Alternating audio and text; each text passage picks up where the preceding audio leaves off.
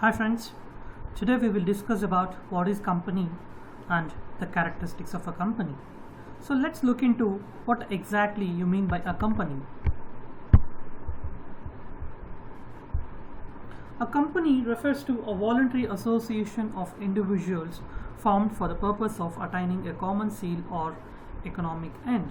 When it comes to a legal term of a company is meant as an association of many persons who contribute money or money's worth to a common stock and employ it in some trade or business and who share the profit and loss. The common stock contributed is denoted in money and it is the capital of the company. The persons who contribute or to whom it belongs are called as the members. The proportion of capital to which each member is entitled is called as a share. And shares are always transferable, although the right to transfer them is often more or less restricted. So we need to understand three important keywords here when we talk about a company. The common stock.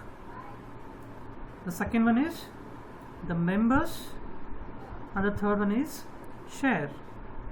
Common stock is nothing but a capital of the company which is required to start, and people who are investing in it are called as a members, and the proportion of capital is called as a share. Say for example, a person A and person B want to start up a business and each invest 25 lakhs.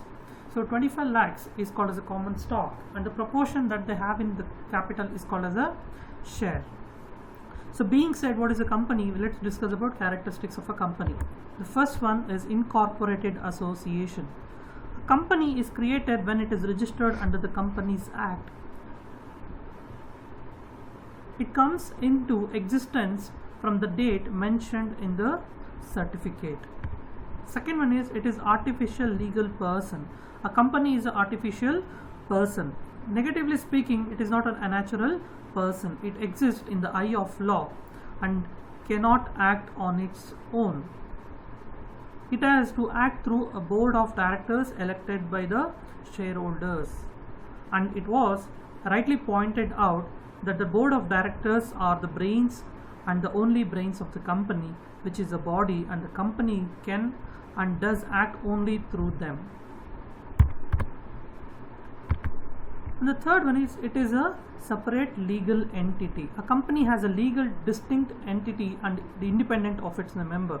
The creditors of the company can recover their money only from the company and the property of the company. They cannot sue individual members. Similarly, the company is not in any way liable for the individual debts of its members. The property of the company is to be used for the benefit of the company and not for the personal benefit of the shareholders. And perpetual existence. This is very important characteristics of a company. What do you understand by perpetual existence? A company is a stable form of business organization. Its life doesn't end, or it does not depend upon the death or insolvency or retirement of any of the shareholders. Members may come and go, but the company can go on forever. During the war, say for example, during the war, all the members of a private company while in a general meeting were killed by a bomb, but the company survived. Not even hydrogen bomb could have destroyed. The company may be compared with the flowing river where the water keeps on changing continuously. Still, the identity of the river remains the same. The next one is common seal. As was pointed out earlier, a company being an artificial person has nobody similar to natural person, and as such it cannot sign document for itself. It acts through natural person who are called its directors. Remember this. But having a legal personality, it can be bound by only those documents which bears its signature.